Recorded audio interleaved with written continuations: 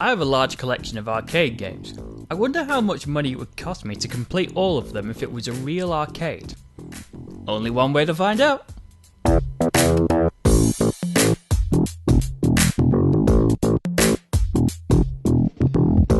Weird, humorous, beautiful.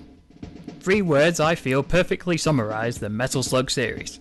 Created by SNK, the Metal Slug series is a cult classic, fast-paced 2D platformer with stunning animated sprites, solid controls, and a ton of memorable moments. It's like an over-the-top anime with crazy storylines. While the games hardly change as new ones are released, the entertainment value stays just as strong with every entry. You play as a member of the Peregrine Falcon Spec Ops squad serving under the regular army's command. Your mission? To fight your way through the forces of General Donald Morden and defeat him to prevent him creating a new world order. To play the game is easy. To survive the game is hard. Very hard. Not just because of the one-hit deaths. Let me show you why. The game starts with a video tutorial of the controls. You can shoot in 4 directions: crouch, jump, throw grenades, drive vehicles that can also jump and shoot, and set vehicles to self-destruct. It, however, doesn't tell you everything though. Shooting while next to an enemy allows you to do a melee attack which is stronger than your gun, and you can even duck while in vehicles. After the tutorial finishes, you get a choice of 4 characters that offer nothing more than cosmetic appearances.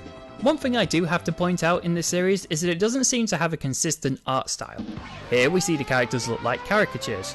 On the cover they look like they belong in a retro comic, and the character sprites are simplistic versions of both. I never understood why this was the case. It's not really important, it's just a little nitpick of mine. There are no cutscenes to inform you of the plot. The level starts up with your characters parachuting into a war zone, and all you need to do is move to the right and kill whatever you see. The first thing any new player to this series will see are the fantastic graphics. The backgrounds are all handcrafted and don't repeat themselves. The sprites on both players and enemies have smooth animations and a number of different contextual animations that play when they are killed in different methods. It even has a little bit of gore, but nothing more than a blood splatter. Most of the time. The lack of story-related cutscenes doesn't really matter in this game. In fact, I think it would harm the game if it did. The game relies on a lot of element of surprise in order to keep the players alert and entertained. For example, in the first level, you are gunning your way through la-di-da-di-da until you come to this building. You don't think anything of it until the tops rise up and you are attacked by a mini-boss. If there were cutscenes, chances are they would mention this and take it away from the experience. Having it be a surprise is much more fun. So after you defeat the mini-boss, you fight your way to the real boss. The bosses in this series are often quite creative both visually and mechanically.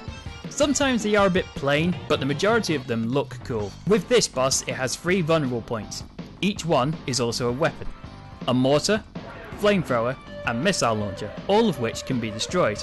The easiest way to beat him is to take out the flamethrower on the bottom while avoiding the mortar and missiles, then hide under it and shoot it while the missiles you shoot as well as they fly in. Do this and he dies quick. At the end of each level, your score gets tallied on how many prisoners you saved.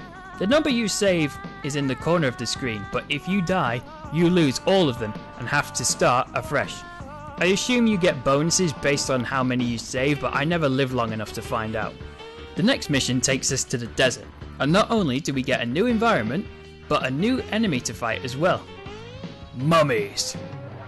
In this level we get introduced to a new mechanic, status effects. What they do is change the look and effects of your character. The mummified status doesn't do much but slow you down and limit your weapons to your handgun. There are more in the game, but I will mention them as they are encounters. In all honesty, I'm not even sure I found all of them. In this level we also get to use a new weapon, the flame shot. There are a handful of weapons in the game, each behaving differently but aren't always helpful to your current situation, but are all guaranteed to be better than your pistol, which is the weakest weapon in the game. Not to say the pistol is a bad weapon, it one-shots standard soldiers so it serves its purpose. After the pistol comes the knife. It does more damage than the pistol, the risk however is that it only hits one enemy at a time, so is there a chance yourself that you will be stabbed while attacking a group of enemies. The final part of your basic equipment is the grenades. You start with 10 and can throw 2 of them in rapid succession. They do a lot of damage against any enemy and the explosion covers a decent sized area. The best part is you can't blow yourself up with them. You use new weapons by collecting these letters that fall to the ground. They are given to you by prisoners or supply units you find on the field. Spawn at your respawn point, drop from enemies, or just fall out of objects in the environment. There is the shotgun, which is self-explanatory. The flame shot is a shotgun with dragon breath rounds, so instead of a continuous stream of flame, it's one large burst. The laser is a beam that shoots across the screen and severely damages everything in its path. Also, Marco looks like a madman when he fires it. The drop shot shoots bouncing bombs that will bounce across the screen until they hit something. The chaser is a homing rocket launcher. There's also a standard rocket launcher. The iron lizards are best described as land torpedoes with faces that will race along the floor until they hit something, like a scale electric of death. The machine gun is the one you'll see the most, as it's the only weapon that drops on a respawn and is the most commonly dropped weapon. There are also pickups that change your grenades. Firebomb is a much more powerful version of a grenade, changed into a stone I saw no difference in. They all have limited ammo, but chances are on the first playthrough you will die before emptying the clip, which resets you back to a pistol. The boss for this level scares you the first time it appears. Again though, this is the game using the element of surprise to keep you entertained, and I love how well the developers use it. You begin to climb a column, waiting for the enemies to jump down and attack you. But surprise, motherfucker! A giant metal worm starts to eat the column. This boss has no obvious weak spot, so all you have to do is shoot down any chance you get and hit anything you can. It has a lunge attack that will catch you if you aren't high enough and hit you with its electric teeth. It fires non-guided rockets at you, but its most dangerous attack is its gob laser. It has a wide spread that takes up the center of the screen. You can see it charge up, but you won't have long to get out of the way. So if you are a pixel too close when hiding on the small spots on the sides, or if you are already heading towards the middle, you will not be able to avoid it in time. When you defeat it, the level ends and we reach the halfway point in the game. You parachute in and ambush some soldiers that are on break. They attempt to escape via train, but you are already on board, and you aren't trapped on there with them. They're trapped on here with you. We encounter the second status on this level, which is big. You achieve this when you eat multiple food pickups in a row. It may look comical, but the status has a beneficial effect. While you lose walking and jump speed, the power of all your weapons increases, even your standard equipment. The pistol is now a blunderbuss, the grenades are bigger bombs, and your knife is, fork? Okay. One point we get to the mini-boss and it's a plane that tries to bomb you with bombs and tanks. Now that's just a waste of good tanks. I'm sure this pilot is going to be in trouble. If we didn't kill him. Speaking of tanks, the screen after him has two vehicles we can use, a tank and the only opportunity to use the flying vehicle. The vehicles in this game are cool looking and fit well into the technological theme of the Metal Slug world. They all have an infinite ammo machine gun, but each one has a unique function to it. The most common one you'll see is the tank, which is what the series is named after. It fires missiles in place of your grenades. The rest of them aren't mentioned by name, so I am going to make them up. In the first level you find the conscript camel. Don't worry, it doesn't die, it runs away when it gets destroyed. Later you find the bomber crab. It moves side to side and has two machine guns. It loses one every time it takes a hit, but even then with no guns it still has the ability to shit fire. The plane I called the Steel Sparrow. You can freely fly around the screen and launch homing missiles at enemies from above, and is the best vehicle to fight the Morden, the end level boss. If you are on foot, you will have to dodge the mortar and gliding bombs it fires, and if you get too close it will slam down and kill you, or roast you with a flamethrower. While in the plane, you can just hide in the corner and shoot at it in safety, as long as you remember to avoid its anti-air cannon. As with any boss though, once you recognise the attacks, it's easy enough to kill. Level 4 is not only a change in scenery, but also a change in country. We started in Egypt, then to an industry-like area in what is, I can't decide, to be England or Germany. Now we are in China? Maybe? If anyone knows what language this is, please say in the comments. In this level, the series' sense of humour starts to stand out more. A lot of the humour in Metal Slug series is visual and has a what the fuck factor to it. And as a result, you'll expect something weird, but you'll never predict any of it because of how weird it is. As you fight your way through the small town, you reach the sewer system where missiles are being fired out of wells. Then past that, we reach the outskirts where aliens are invading. Of course! Yes, that seems weird, but it's because General Morden has formed an alliance with them, which doesn't make it any less weird. So is the boss going to be something to do with aliens? Nope, it's a warship, but on a caterpillar track. Be honest, did you expect any of this?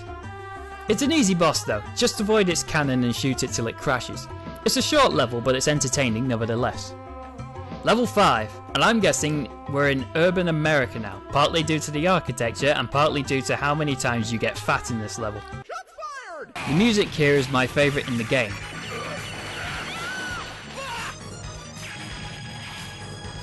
Anything's better than the music that was on the first level.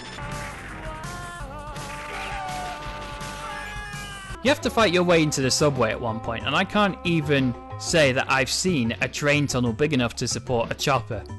Or 50.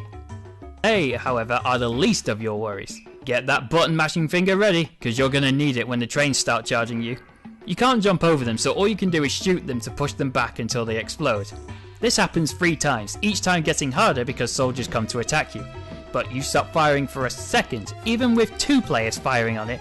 The train gains so much ground, and if it touches you when you reach the left of the screen, you're a dead man. Once the train is dealt with, you break into a restricted area where the entire tone suddenly changes. Dead bodies led to the entrance to a gate which has a keep out sign with a strange creature crossed out on it. Using a nearby lever gives you some grenades to prepare you for what's inside. Breaking door down, you have to fight a new enemy. Mutants. They crawl along any surface they can to swarm you. They attack by self-destructing near you but are vulnerable to the knife, so close encounters for a single mutant are easy to handle. You also get a bomber crab, which is very helpful because they hate fire, and I've got lots of it. Victory. When you escape the mutants, you are attacked by a submarine in the sewer. Okay, another easy boss once you recognise the attacks. Avoid the spread fire, the single shots, and almost homing attacks. Then shoot down, jobs are good. The final level, and we are freezing our balls and tits off in a nondescript snowy country. We are back to fighting regular enemies now, and they are pulling out all the stocks. Tricky platform elements, all-out attacks that slow the game down, more aliens, and a staple mini-boss. The mini-boss for this level is one the fans may recognise. Alan O'Neill is a boss that appears in every game apart from the 5th and 6th installments. Once he is defeated by the players, you watch as he is killed in some fashion, but would then appear in the next game, so we kill him. I'm going to give you 5 seconds to guess how he dies.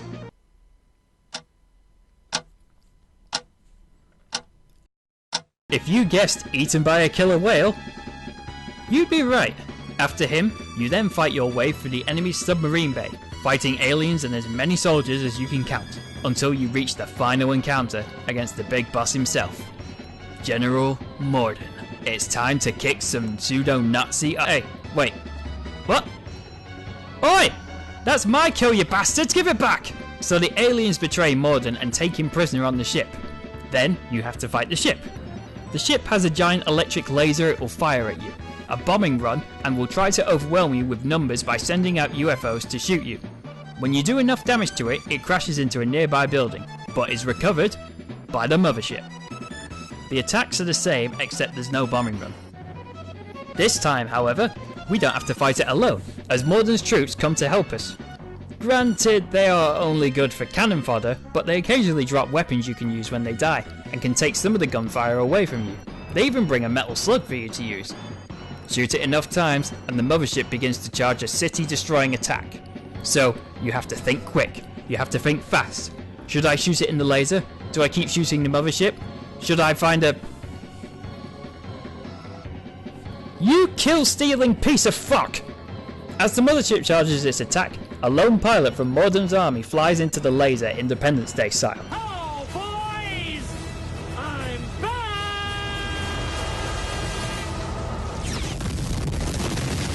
Causing the mothership to explode, and General Morden is saved unharmed. For the most part.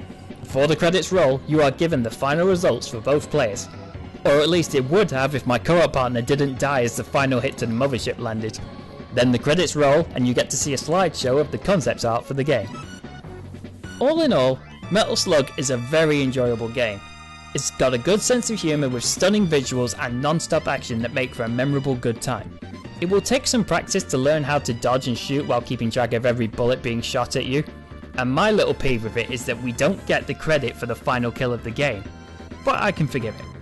It's worth a play, definitely, and if I could summarise the whole thing, it would be what I said at the start of the video. Weird, humorous, beautiful. And that was Metal Slug X. I thank you all for watching and invite you to join me next time where I'll be wrecking a sports car and endangering civilians needlessly in order to dispense justice.